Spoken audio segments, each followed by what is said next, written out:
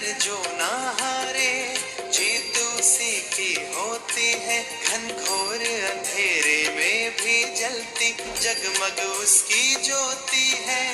जैसा देखोगे तुम वैसा बन जाओगे, जैसा चाहोगे तुम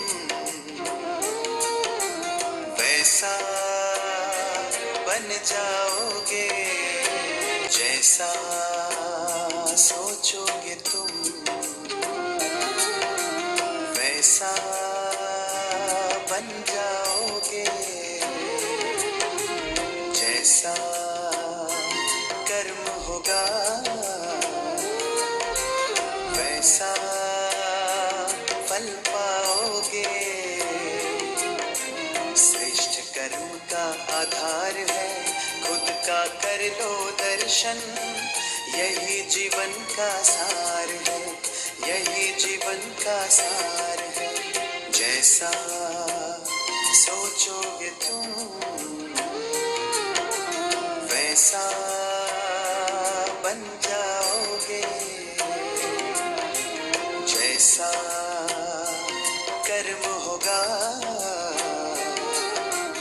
वैसा फल पाओगे। जैसा सोचोगे तुम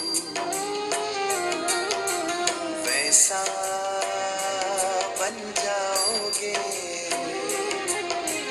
जैसा कर्म होगा वैसा फल पाओगे।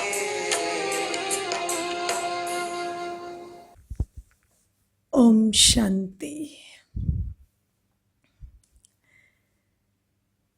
So, yesterday we talked about how the mind is the thinking, experiencing organ of the soul.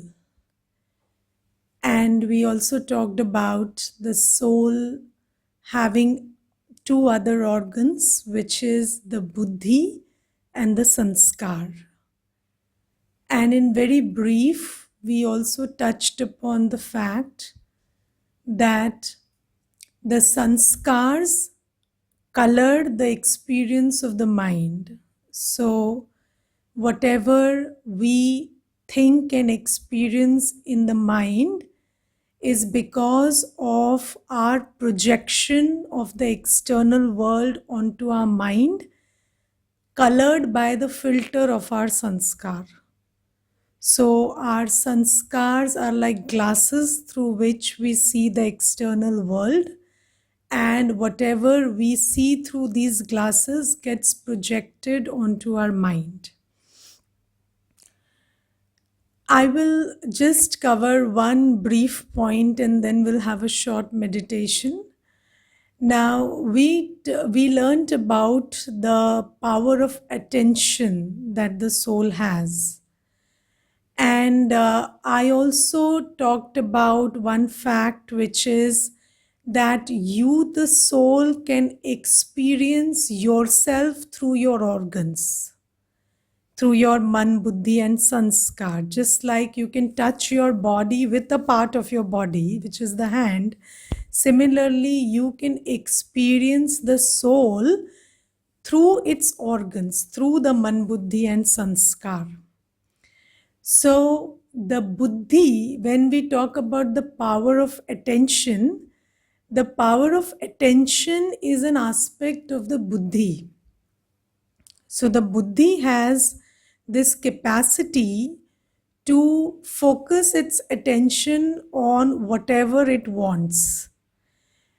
And another capacity of the buddhi, which we have been exploring in earlier meditations, is that the buddhi can turn inwards. So you can focus your attention inwards or outwards depending on your choice. So I told you that it is like a muscle, and when you exercise it enough, you know how to, whether You want to focus it outside or you want to focus it inside. So basically, when we talk about this practice of considering yourself a soul, so this is not complete meditation, but it is a very big beginning and a major part of it. So when we talk about experiencing oneself as a soul, then what we exactly do is we use this capacity of attention, pull it from everything outside, plug it inside. Okay, so we pull our attention from the external world, even from the body. So you gently withdraw your attention from everything outside and take it inside to a place behind the eyes. And there, when you focus on your attention on the being that you are, then your mind experiences the qualities of that being. So the rule is, wherever the buddhi focuses its attention, that aspect of reality gets projected onto the mind and the mind starts experiencing it. All right. Now, because we don't have a sanskar of focusing on the soul, that is why the buddhi can't tamper it right now. So that is why when you focus on the one within, when you pull your attention from outside, take it inside and just plug in your attention to the being that you are, your mind starts experiencing the light, the purity, the peace of the soul. Now, why I say light, peace, purity? Because these are the original aspects of the soul or the original qualities of the soul. Now, what do I mean by original qualities of the soul? So, just like the body is made up of 5 elements, है ना, 5 elements: earth, water, fire, ether, and air. So the 5 elements make up the body. Similarly, 7 qualities make the soul. So you must have come across this expression that the soul is an energy, but nobody tells you what kind of energy is it. Is it thermal energy? Is it nuclear energy? Is it atomic energy? Is it chemical energy? What kind of energy is the soul? So the soul is the energy of 7 qualities. What are those 7 qualities? Knowledge, purity, peace, love, happiness, bliss, and power. Knowledge, purity, peace, love, happiness, bliss, and power. Now, if you want to remember this in a very easy manner, then I can give you a trick. So it is KPP LHBP. K, knowledge, purity, peace, love, happiness, bliss, and power. KPP LHBP. So you can remember it like KP Prasad ke low high blood pressure. Okay, KP Prasad ke low high blood pressure. So in this way you will never forget the order because they are in order, and it will be easy for you to remember the qualities. So these are the 7 qualities of the soul, or the 7 energies that make the soul. So just like the body is made of 5 elements, the soul is made up of these 7 qualities. And these 7 qualities are what you call the soul power or the vibration. So when you say this person has very great soul power, what it means is they have the power of knowledge, purity, peace, love, happiness, bliss, and power. So basically, when we talk about soul power, spiritual light, spiritual might, this is what we mean. So these are the seven qualities we are talking about when we say this person has high soul power or low soul power, right? It's not about some magical activity that you can perform or some siddhi that you have. It is about these seven qualities. Now, why do I say, or what is the proof that the soul is made up of these seven qualities? So, how can we be so sure? Like, maybe you think that the soul is made of anger or greed or lust or fear or some negative quality also, because sometimes in the world we say this is a really bad soul. So and we say there are evil souls and there are good souls. So basically, when I am trying to tell you that a soul is made up of these seven qualities, I am categorically saying that every person that you see in the body is a soul, and everyone has these seven qualities. So basically, I am rejecting the fact that there are any evil souls. So by design, there are no evil souls. Okay, by habits, yes, they may be. So we will talk about how habits come about and how other things that we come across in this journey of life we accumulate. But by design, by in its original form, no person is an evil soul. So every soul by design is made up of these seven qualities. They constitute the framework of the soul. Now, when we talk about considering yourself a soul and practicing you are a soul, what we do is we I turn my attention from outside to inside, take it to the place behind the eyes where I see a point of light, a point of energy. And when I focus my attention on that being of knowledge, purity, peace, love, happiness, bliss, and power, I project it into my mind and I start experiencing the qualities of the soul. And the rule says wherever attention goes, energy flows and that thing grows. So when you focus your attention on your innate qualities, they grow. These are the innate qualities of the soul. And when you place your attention on the innate qualities and start experiencing them in your mind, then they tend to grow. So your spiritual power or your spiritual light grows when you focus on yourself as a being of light, purity, peace, happiness, bliss, power. All right.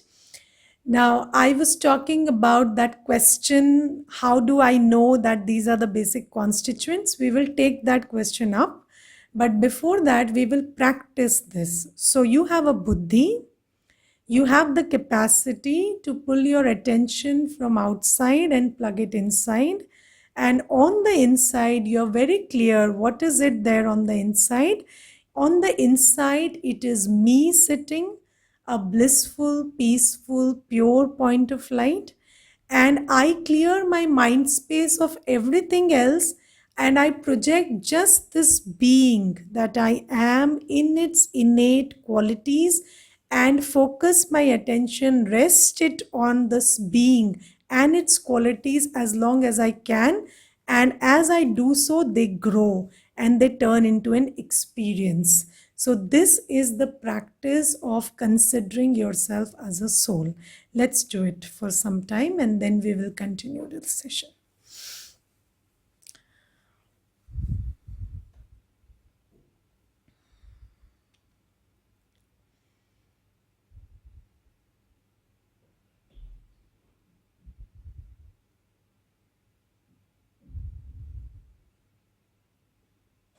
Just keep your body still.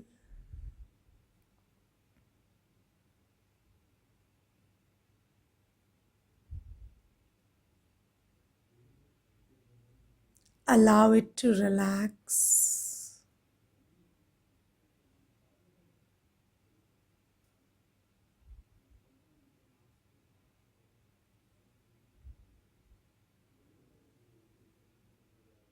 Become aware of your capacity of attention.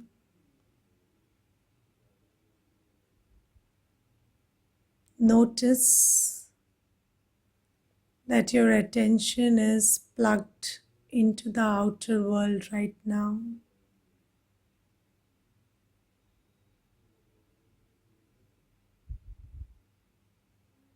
Gently bring your attention to your body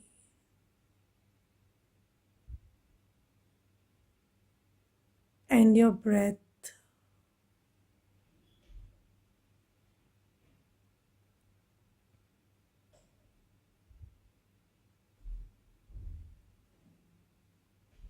And then move your attention upwards from the nose and bring it to the point between the eyes.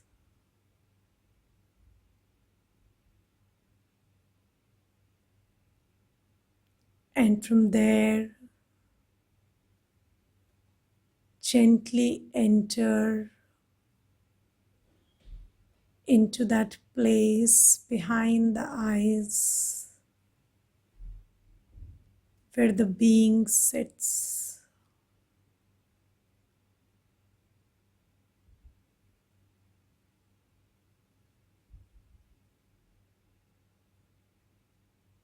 I can see the being that I am, a point of light.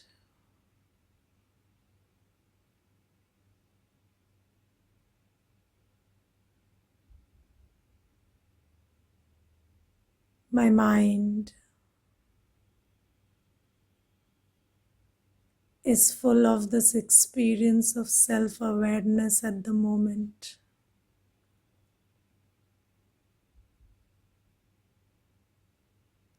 In that room, in that space of my mind, I see the beautiful point of light that I am in its full glory, in its complete purity and peace.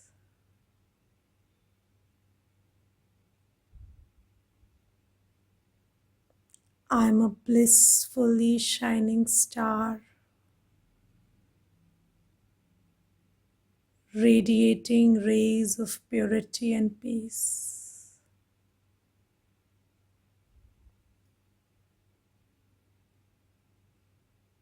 My whole mind space is full of these subtle white radiances of light emerging from me, the soul.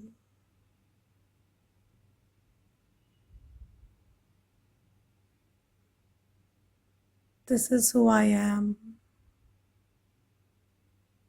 This is my frequency. This is how it feels to be me.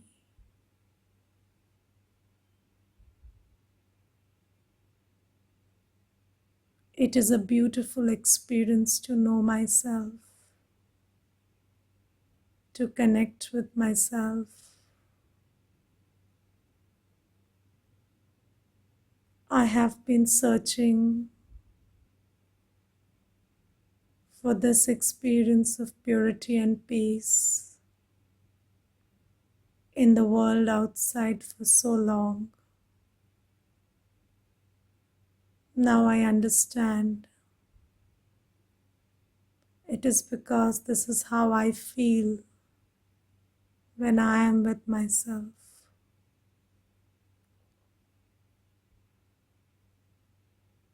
The pace in the inner world is very slow.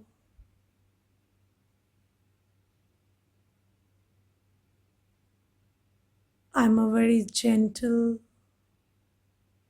very subtle point of light, very soothing, very calming.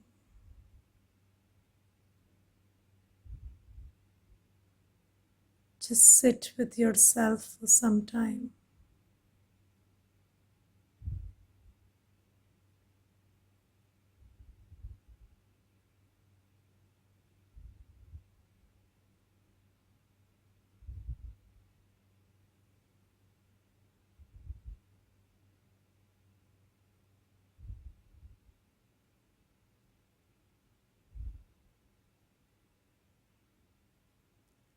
Om Shanti.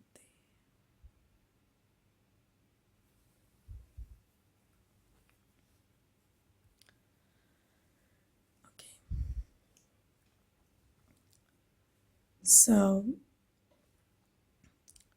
this is how you connect with yourself. And I told you that everything in the world works better if you just unplug it and replug it. So, when you just withdraw your attention, it takes 5 minutes for you to reach a state which is much calmer and more peaceful than you were 5 minutes back. So, if you just disconnect for some time, connect with yourself, get in touch with your innate energy, fill yourself with that energy, and then go back to work. It may you are in a much more powerful and calmer and more stable state to deal with the external situations. Now, when we talk about the buddhi, now let me first answer that question, that why do I say that these are my original qualities? Because whatever is original tends to pull you, or you tend to look for it when it is lost. Just like you see, when the body is made up of 5 elements, so when there is a scarcity of any of these 5 in the body, then you feel suffocated and you look for them. You seek water, you seek air, you seek good food. Why? Because the body is made up of these 5 elements. If you don't get the right warmth and temperature, you don't feel comfortable. So you need the right warmth, you need clean air, you need clean water, food, everything, because the body is made up of these. So when there is a scarcity or a dearth of any of these elements, then you don't feel comfortable.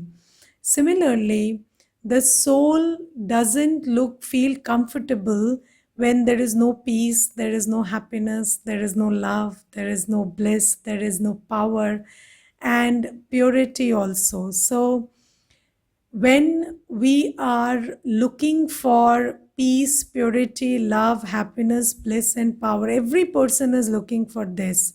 There have been numerous surveys in the world across religions, countries, cultures, and they have questioned people across these various religions, cultures, and other paradigms, and ask them, what is it that you seek most? And the answers that have come up are again knowledge, purity, peace, love, happiness, bliss, and power. Because across humanity, this is one thing that every soul is seeking. And I will share a personal experience. So there was this one group from Tunisia, and they were DG level delegates who had visited Indian Institute of Public Administration. They were on an official tour, and they practiced Islam and spoke French. So very little English they spoke. And these Indian administrative people, they approached me and they told me that you conduct a session on spirituality for them. So I told, so what is the religion they practice, or what is the language they speak? So I was told that they speak French primarily and very little English, and they practice Islam. So then I was told that you teach Indian spirituality to them. So I said, I don't know. I don't know how to speak French. So how will I communicate with them? So and maybe there will be, even if I talk about the soul, I don't know whether they will agree with it according to their cultural orientation. I don't know what their beliefs are. So then, anyways, I just invoked God and I sat there. And then I asked them a question, and I asked them, so do you all want love? So they said yes. So I said, do you have enough of it? They said no. So I said, do you want some more? So yes, they said yes, some more would be good. So then I said, do you want peace? So they said yes. So do you want happiness? They said yes. So then I said, okay, so who wants it? So, who is it that keeps saying that I want peace, I want happiness, I want love? So, they were just confused that who is it that wants it. So, I said, the body is very comfortable having food, water, and air. So, and shelter and warmth, and the body doesn't need more than that. So, who is it who keeps telling this? Every time, every second of the day, I want love, I want peace, I want happiness. So who is it that is calling out to you? So they said, probably the inner voice. So I said, okay, so we are on the same page. And then I started the lecture from there. So this is why I tell you that the knowledge that we are getting today is not limited to any culture, any religion, anything, any gender, any caste, nothing, any profession, because we are all souls and we are united by our need for these seven qualities. And everybody is seeking these seven things because they are our basic framework, and right now they are lacking in us. And that is why there is this spiritual suffocation that everybody is feeling, and people call it midlife crisis and this and that. And there are so many people who are going through this. It's not about what profession you want to choose, it's not about what people you want to be with, it's not about what work you want to do, it's about connecting with who you are.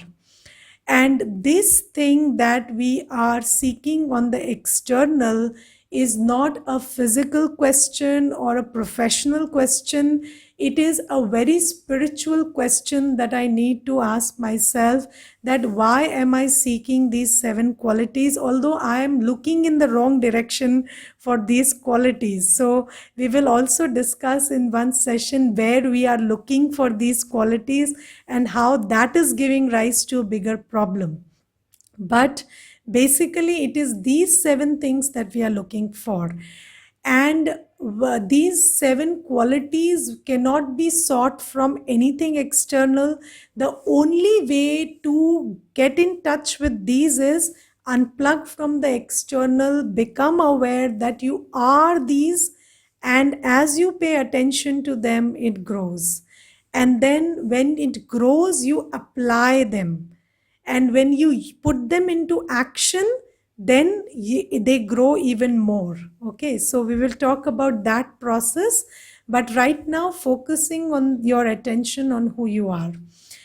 Now, another aspect of the buddhi. So, the buddhi has this power of attention or the ability to focus wherever it wants. Then, the buddhi uh, performs many functions, like it discerns and decides. So, there is constant evaluation going on inside. So, you are trying to evaluate good from bad, you are trying to discern right from wrong, evil from good, or logical from illogical, coherent from incoherent, true from untrue. So, all this discernment is constantly going on inside. And this discernment is done by the buddhi. So whenever you are weighing two options, like somebody offers you something that you have never had.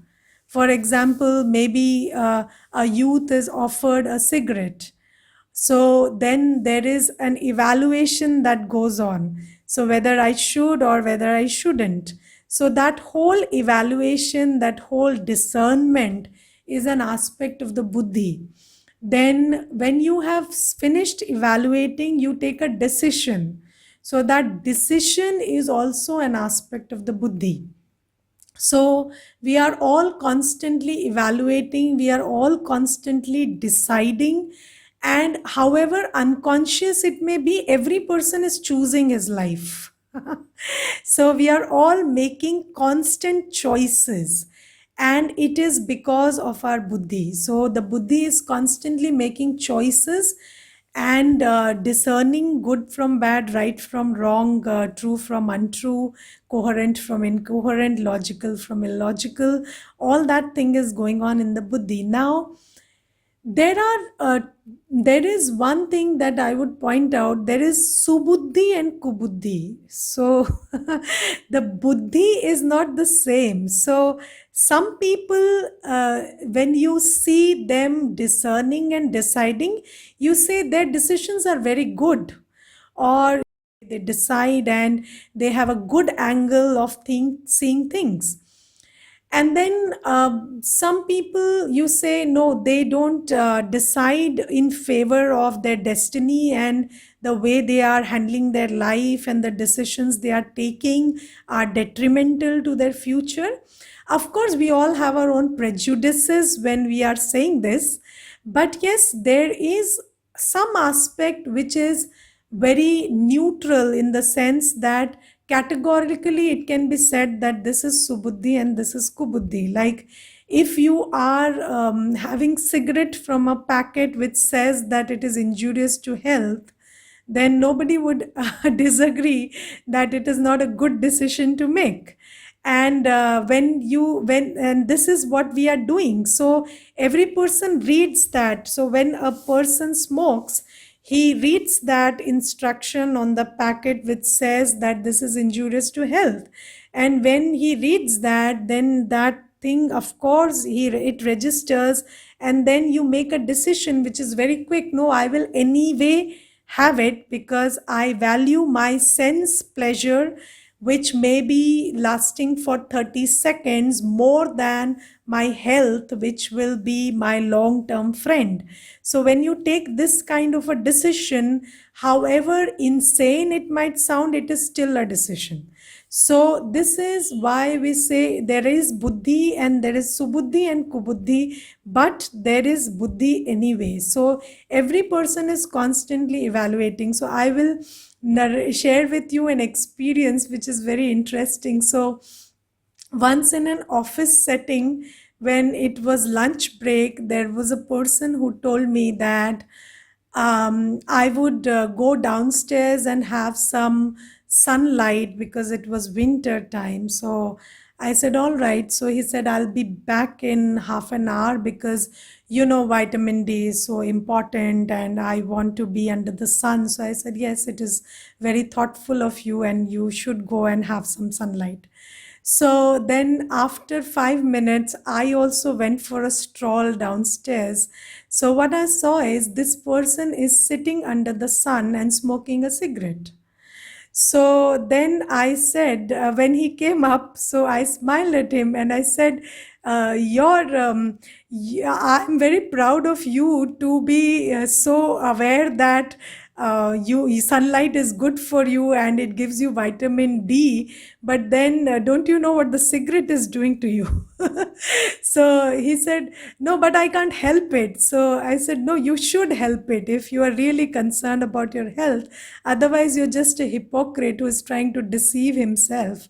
So this is what is happening with most of us, that uh, we say that we are concerned about our health and well-being and peace and happiness and this and that, but when we observe our actions, it doesn't look so. So that is where the buddhi and the judgment that the buddhi is making, or the discernment that the buddhi is engaging in, is to be questioned. So this is the one aspect of the buddhi, that you discern and decide. Then there is another big aspect of the buddhi which is called the will. So there is a willpower. When we say somebody has strong willpower, so the ability to stick to your decisions, or stick to what you think is the right thing to do, and not be swayed by your other tendencies, is an aspect of a powerful buddhi. So when the buddhi is very powerful, then a person has willpower, very strong willpower.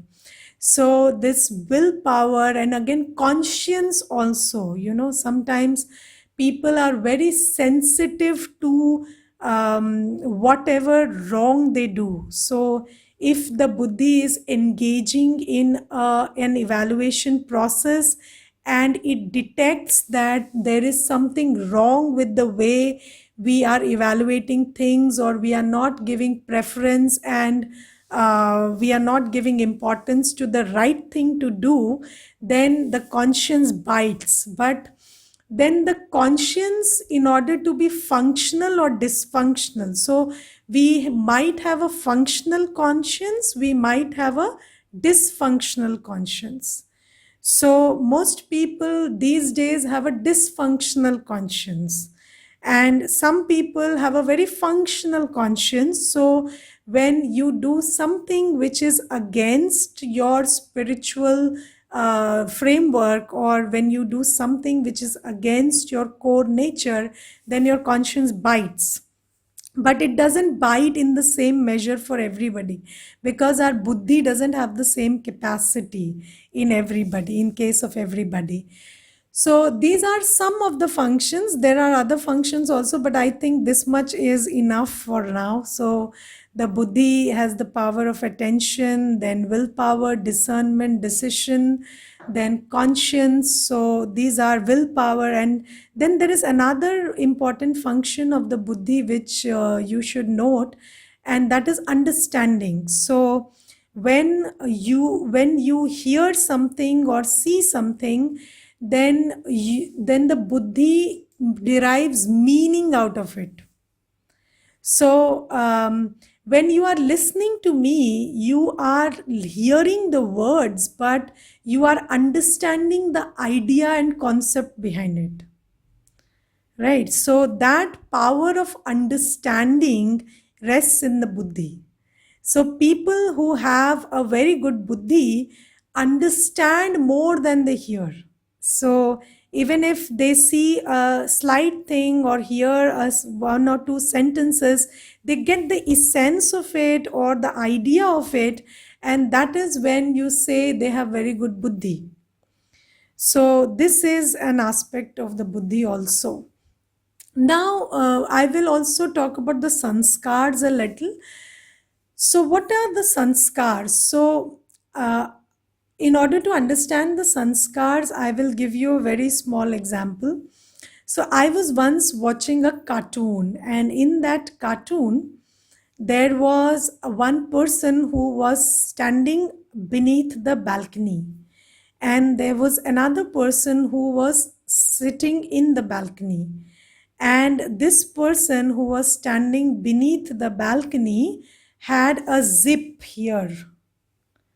Okay, and cartoons are very nice and interesting. So this person had a zip here, and this person who was on the balcony, he just unzipped it. And then his brain flew open, and there were 100 people sitting inside. And those 100 people were all in argument with each other, and they were not agreeing with each other. So I find this cartoon a very good expression of what our inner world is like. And sometimes you also ask this question to yourself. I don't know if you have asked it to yourself, but I used to ask this question a lot to myself. अरे यार यहाँ अंदर कितने लोग हैं So there are so many people sitting inside that they are so different from each other. It sometimes kills you to think that I'm the same person who wants to waste time and just do nothing, and I'm this same person who is very interested in my own well-being and also in the well-being of the whole world.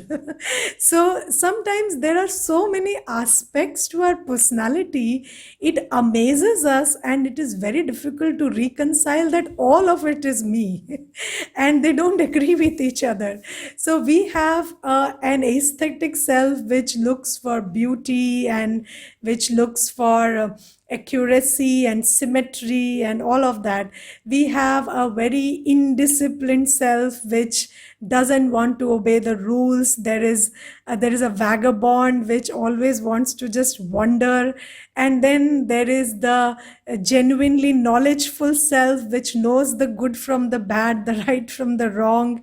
So there are so many aspects of our personality, and this is what we call are the sanskars.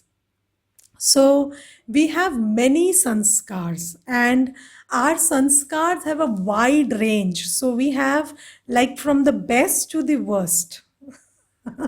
So we have the purest of the pure sanskars and the impurest of the impure. There is a very wide spectrum. And this is why when you meet different people, they have got different things to tell about you. So there is one person who would say you are the most intelligent person I met in my life. Then there'll be another person who would say you are the most spoiled person I met in my life. So why are they talking about the same person? Yes, they are. But then why do they have so many varied opinions? Is because you have showcased one aspect of your personality in the presence of one, and another aspect of your personality in the presence of the other. So we have a very big range of sanskars. Now in this whole spectrum of this purest of the pure to the impurest of the impure sanskars, you have to ask yourself one question very deeply, which is the sanskar you want to have? Like, you have a lot of sanskars, but which are the ones you would like to develop? Okay, so you could be anybody, you could be anything, you could make your personality whatever you want, but what would you want to be like is a question you should repeatedly ask yourself. Because this question is important, because you have the power to cultivate yourself into the person you want to be. You have the power to choose that sanskar which you want to empower and hone it and become that person. Okay, so this is why instead of being very random about it, you could be very selective about who you want to be and which of your personality traits do you want to develop. And there is a very simple way to develop your personality traits, and that simple law is whatever you do for n number of times becomes easier to do for the n plus 1th number of time. So whatever you do for n number of times becomes easier for you to do for the n plus 1th number of time. So जो कर्म आप बार बार करेंगे वो आपका संस्कार बन जाएगा. Whether it is the way you think, the way you feel, the way you talk, the way you behave, the way you work, the way you wake up, the way you sleep, the way you eat, everything is conditioning. So you have a personality trait related to every aspect of your life, because you have been conducting yourself in a certain manner for very long. And now when you just want to change it, it is very, very simple, in the sense that you just have to pick on what you want to improve upon or what you want to reinforce, and just keep doing that more and more. Okay, so if you want to become a peaceful person, focus on your inner being, that it always thinks in a manner which leads to peaceful feelings. Speak in a manner which is peaceful, act in a manner which is peaceful. If you do this for a certain period of time, you become peaceful. It is not rocket science. You want to be healthy, you focus on your diet pattern, you focus on your exercise, you focus on whatever it takes to have a healthy body. You want to have sweet, some people say, I want to talk sweetly, so you just try talking sweetly, fake it till you make it. So this is the law, fake it till you make it. If you just fake it for 7 times, 8th time it becomes natural. Okay, so whatever you want to develop yourself into, whatever personality you envision for yourself, you can have that. And I can give this to you in writing because this is a first hand experience. I have turned my life upside down. So you wouldn't believe I'm the same person if you met me 15 years back. So this is, and this is why I can tell you this formula works. It is a formula. And when there is a formula to something, it doesn't fail. So this is a formula and it doesn't fail. So this is how you change your sanskar. So when you want to focus, when you want to make yourself peaceful, first practice I am peaceful. Okay, first practice I am peaceful. Then take care, you think peacefully, speak peacefully, act peacefully. And then it becomes a sanskar. Okay, so there are 3 words: being, doing, and becoming. Being, doing, and becoming. Okay, being is who am I? So first tell yourself, I am a peaceful soul. All right, go inside, see yourself as a peaceful point of light, see yourself as an energy replete with peace. Then the doing comes. So the being is fixed. Now the doing comes. If I am peaceful, how do I talk? In peace. How do I walk? In peace. How do I respond? In peace. How do I hear? In peace. So think about how you hear in peace, how you see in peace, how you talk in peace, how you walk in peace, how you think peacefully. And when you start doing that, then you become peaceful. So this is the loop: being, doing, and becoming. So first accept I am who I want to be, because there is a whole capacity inside me. I can be whoever I want to be. Okay. And then doing, manifest that hypothesis into action. And then as you do it for n number of times, it becomes your sanskar when you are at the n plus 1th number. So this is basically sanskar re-engineering. Okay, so this is how you re-engineer your sanskars and how you use your faculty of the mind and your practice of considering yourself a soul to develop the personality trait that you wish to develop. So this is basically it. Now, when we talk about this buddhi, man, and sanskar, I told you one thing yesterday, which is when you are sitting on your seat, when the judge is sitting on his seat, then people obey his orders, right? Now, the seat which you sit on is your consciousness. Okay, the seat which you sit on is called your consciousness. Right now, when you sit on the seat of the consciousness, I am a mother. I am a mother. This is a consciousness. You are sitting on that seat of consciousness that you are a mother. Then your man, buddhi, and sanskar will work accordingly. All right, they are just your servers. So they serve you according to the stance you take.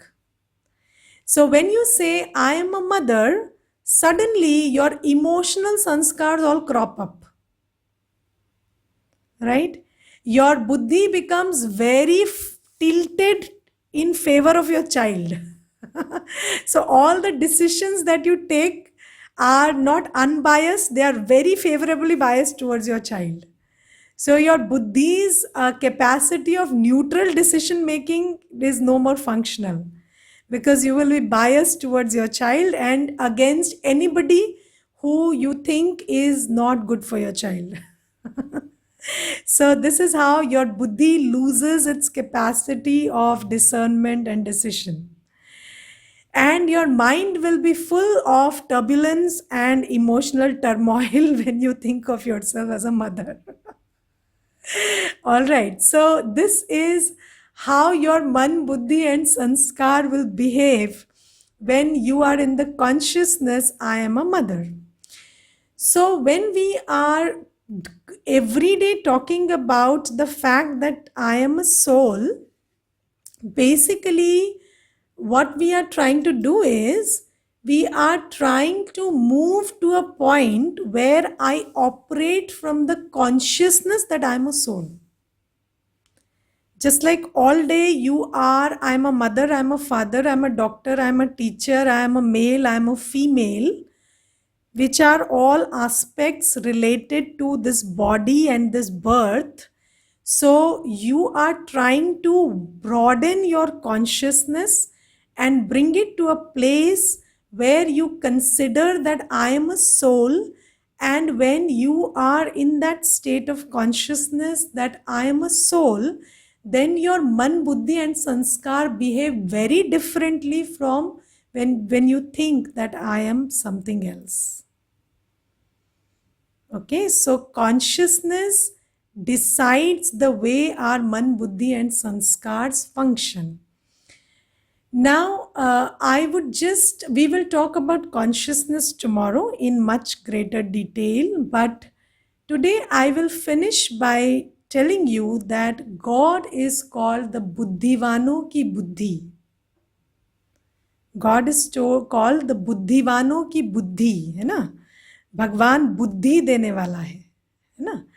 तो the way that God shows in order to restore your man, buddhi, and original sanskar is to consider yourself to be a soul.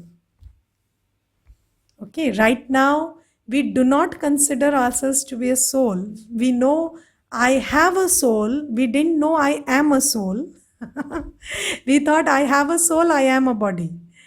But now we know I am a soul, I have a body. And slowly, gradually, we want to come to a place where we constantly think of ourselves as a soul when we are creating thoughts and feelings, when we are discerning and deciding, when we are focusing our attention, when we are choosing our sanskars. We want to be constantly operating from a point where we know I am a soul. So this soul consciousness is the key to having a suman, a subuddhi, and divya sanskar.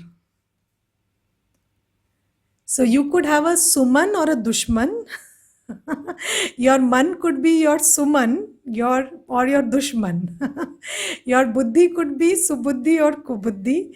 Your sanskars could be divya sanskars or asuri sanskars, divine or devilish, depending on what consciousness you have.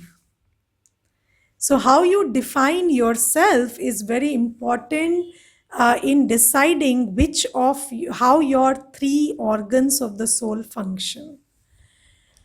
Okay, so I'm trying my best. I am hopeful that I am getting I'm able to deliver something, because these are these are matters which are not very lucid and very straightforward. So it's about things you can't see. So basically you have to be very tuned into me to get the idea of what I'm telling you. Okay, so anyways, thank you. So there is a question, but because of anxiety and depression I have not slept for last 3 weeks properly. It is also destroying my health. What can I do to overcome this problem? You are already doing something for yourself by attending this session, and whatever is being told, you just try to practice it. And believe me, you are not alone on this journey. God is guiding you on this journey, so you have His power with you, and you are much more powerful than you think you are. Never label yourself that I have anxiety or depression. You have got nothing, otherwise you wouldn't be sitting here at 7:30 in the morning. Okay, so your actions tell you who you are, not what the doctor tells you. All right, so don't listen to anybody, just know that you are fine and you will be fine. I will tell you one incident regarding this. There is a sister who came to me 3 years back, and when she came to me, she was wearing clothes and she had an accent, and she was behaving in a manner which did not make me believe she has come to a Brahma Kumari center. So, and she was a graduate from London, and she was not one of the regular people who visit the center. So she was 21 years of age, and when I looked at her, I said, how did you end up here? So she told me, sister, my doctor sent me here. So I said, okay. So tell me how who sent you and how did he send you? So she said, I went to a psychiatrist yesterday because I was having panic attacks.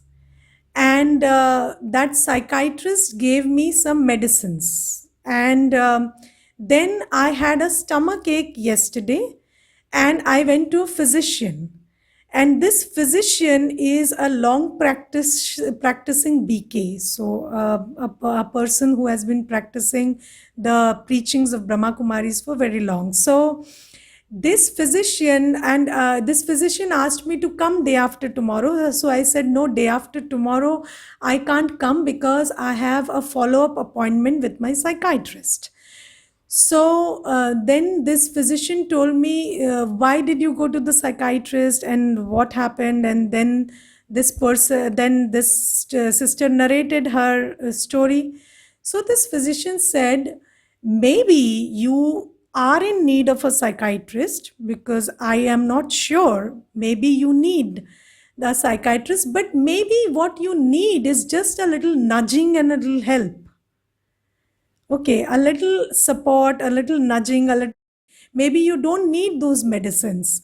So, in order that you are sure whether you need them or not, you visit a BK center, and she called up and she ended up here. She came to the center for maybe a month regularly, and then she was so okay that she thought she didn't need the center also. Okay, so she felt so on the seventh heaven that she also chucked us out of her life, and she said, no, I'm feeling fine, I don't need you all anymore now. Then after she was feeling okay, she discontinued, and then 15 days back, she again called me and she said, I'm not feeling the way I was feeling 15 days back. So I said, no, you are not doing what you did 15 days back. So you will not feel what you were feeling 15 days back. So you come back. So then she has been doing this, coming and going for the last 3 years. And I sometimes tell her that had you stayed and had you just continued, you would have become an asset by now.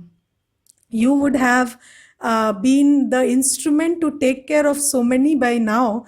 But okay, if you have chosen it this way, also it is fine. You keep coming and going, at least you will not be a burden.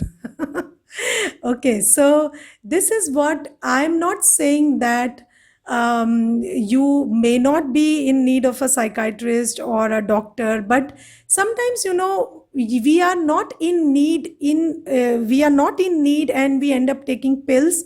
And only when we try harnessing our feelings and managing our mind and everything through spiritual efforts and we fail, should we seek medical attention. Okay, so try this first, and I'm sure it'll work for you. All right. Okay, so thank you. Keywords. Okay, keywords are keep reflecting whole day in a path of self introspection. Thank you. Okay, let's meditate for some time and then we will meet tomorrow. कुछ कह रहे हो नीलम बहन? हाँ, नहीं, ठीक है. Okay.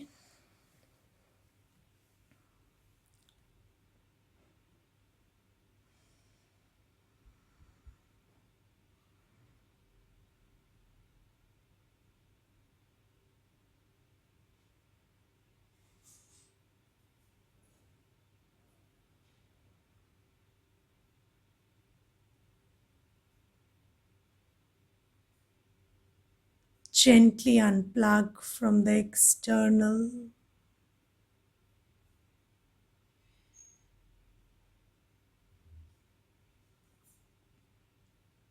and go within.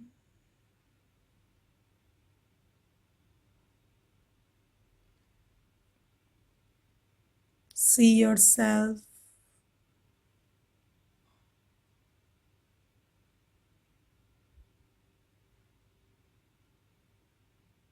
I am a point of light,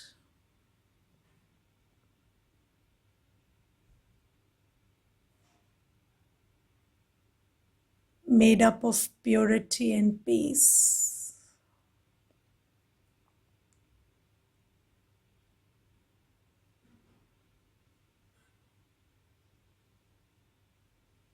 Just see the pure and peaceful light that you are.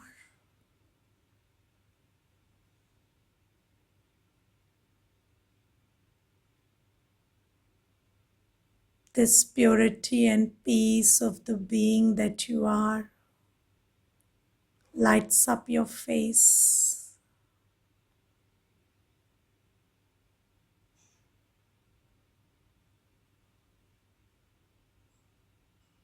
It lightens every part of your body.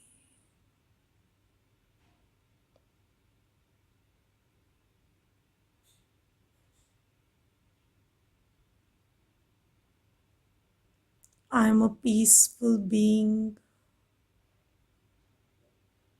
with a peaceful face and a peaceful body. I exude the vibrations of peace and create an atmosphere of peace.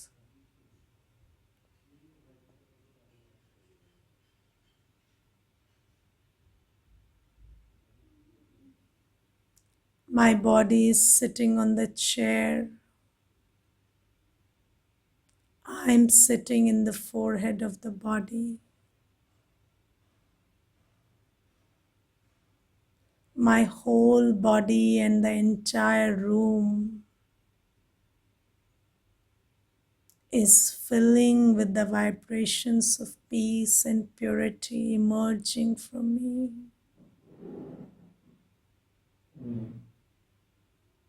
I am a force of God,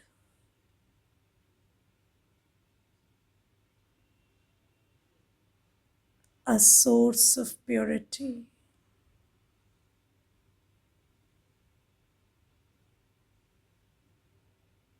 I purify and cleanse the atmosphere where I sit.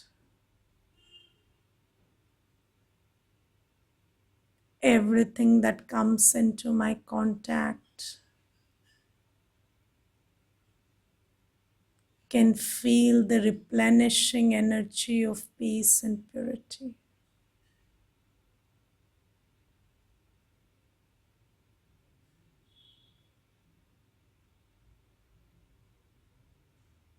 Just sit in this feeling for some time.